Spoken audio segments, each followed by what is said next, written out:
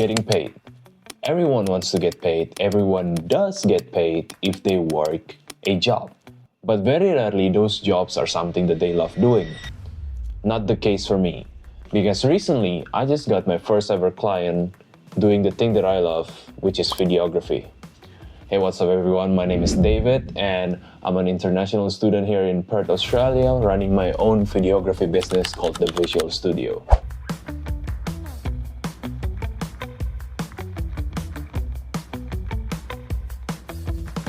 If you're watching this video, one, you want to get paid, or you're interested in this camera that I have, which is the R50V from Canon, and for the price, it is the best beginner-friendly camera that I've ever used. Just so you know that I know what I'm talking about, here is proof of the paid work that I did. I'm gonna link it up here if I know how to. I did a vlog on it, documenting every step of the way.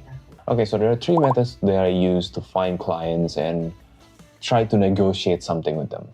But depending on who you are, the list just might go down to two. So the first method that I did, and the method that I don't like using the most, is walk-in. Basically, you go to businesses, you go into their front desk, you go into their establishment and just talk. You talk with the manager, you talk with people there. I don't want to call myself an introvert person, but talking with like just random people and trying to keep the conversation going is not my strong suit. I find it a bit janky, and therefore, even I know this method works great with other people, specifically people with more outgoing personalities, but for me specifically, it doesn't work great. You can try it, you can find your own flow, but I would rather use the other two methods that I mentioned before. Method number two, which is cold outreach. That includes cold email, cold DM, and most importantly, cold calling. Because this thing is what actually gets me the job. And I know that might be scary. You gotta reach out to random people that you've never seen, nor met in your life. But that's just how business is. You're selling a service, you're a business. How could people find you if they don't know where you are? Or do they even know you existed in the first place? That's why you gotta put yourself out there. You gotta market yourself. You gotta advertise yourself, and that's one of the ways. You just go directly to your ideal customer and say, "Hey, do you guys want video?" And I know what you're thinking, and I confirm that the success rate is low. But what else are you gonna do?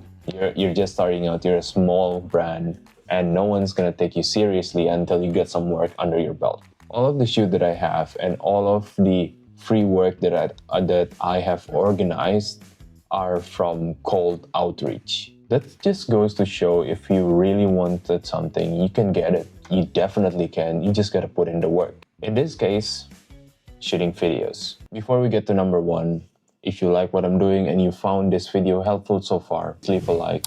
And if you want to see how this goes in the future and you want to see more of this kind of video, drop a subscribe. It costs you nothing, maybe 1 second of just going down there, but you get what I mean. In addition, after number one, I'll show you my camera rigs and what settings I use most, how this camera really helps me on my first ever paid client shoot. And the moment you're all been waiting for, method number one, the method that actually got me the job and the method that works the best for me is free work.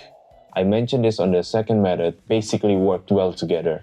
You do a cold outreach to client and then you offer them a free promotional video because you're new.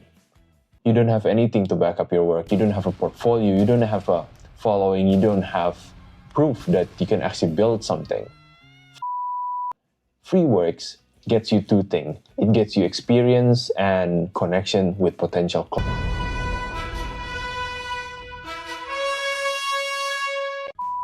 I did around 6 free work before I actually met a client that wants to get more videos. And of course, the whole story is there on my vlog. Just go check it out if you wanted to. Next on, this is of course the camera that I've been edging you guys on. This is the Canon R50V. It is their smallest APS-C size camera that can be rigged out. This is quite a small and compact rig with just a monitor, and the lens, of course, and you have the cage here. If you're like me and you shoot for social media content, most of the time you're gonna be shooting in portrait mode. So this camera, what really nice about it is it is a video sensor camera. It's their first V lineup, basically a bridge between their EOS R lineup and their cinema lineup, which is the C50, C70, C300s, and so on and so forth. What I really like about it is that when you actually do vertically, because I do content stuff for social media, when you flip the camera into portrait, all the settings, all the menus actually switch to portrait as well, and that is so nice. There are two main things that I don't like about this camera. First of all, 4K 60 or 50 in some region, you got a massive crop.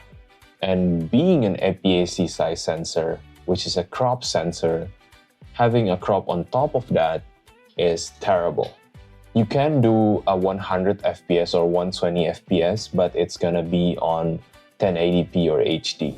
The second issues I have with this thing is that even though it's a video camera, it doesn't have any IBIS. You gotta rely on the lens stabilization or the electronic stabilization within the camera and the lens itself. But I found out the hard way that even though you're using stabilization in the camera, it's still a bit wobbly and shaky when you're trying to edit it. And combining that with the previous issue where you want to shoot 4K 60 and with stabilize, you're better off shooting with your phone. That last part might be a bit exaggerated, but all in all, I really like this camera, and the lens I got currently on it is the 18 to 50 by Sigma. That also doesn't have image stabilization, which sucks quite a bit. You gotta nail in how you actually shoot the video, ninja walk, having more than 2 points of contact of your camera. For me, mostly I use this side handle from Small Rig. It's one of their nicer one. It can rotate the whole camera if I wanted to, the whole handle. My other hand's gonna be on the lens itself, and that's 2 points of contact. You really wanna get 3, so sometimes I would have stuck to my chest like this, where it'll be braced up against my chest, gonna have a handle on it, and I'm gonna have my left hand holding the lens. So that's it for this video. If you guys want to know more about my rigging setup, let me know in the comment below, and I'll make a video showing you how I actually rig my camera from its fully naked form to its fully ultimate, fully rigged form. That's it for me, and I do vlogs every single week documenting my journey. If you guys want to check it out, here's the link to the playlist, and thank you for watching.